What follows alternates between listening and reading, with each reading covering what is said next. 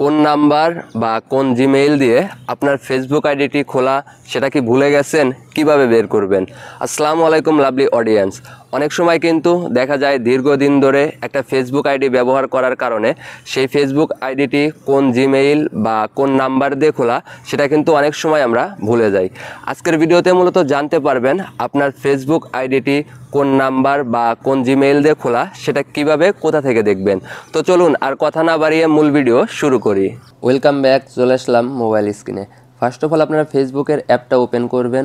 Facebook অ্যাপটা open করার পরে একদম উপরের দিকে আপনাদের প্রোফাইল পিক অথবা 3 ডট একটি আইকন দেখতে পারবেন। জাস্ট এটার উপর একটি টাচ করবেন। টাচ করার পরে এখান থেকে নিচের দিক চলে আসবেন। নিচের দিক আসার পরে এখানে সেটিংস অ্যান্ড প্রাইভেসি বলে কিন্তু একটি লেখা দেখতে পারবেন। সিম্পলি সেটার উপর একটি টাচ করবেন। টাচ করার পরে এখানে সেটিংস অ্যান্ড প্রাইভেসির আন্ডারে আবারও সেটিংস বলে একটি লেখা দেখতে পারবেন। জাস্ট এটার উপর একটি টাচ করবেন।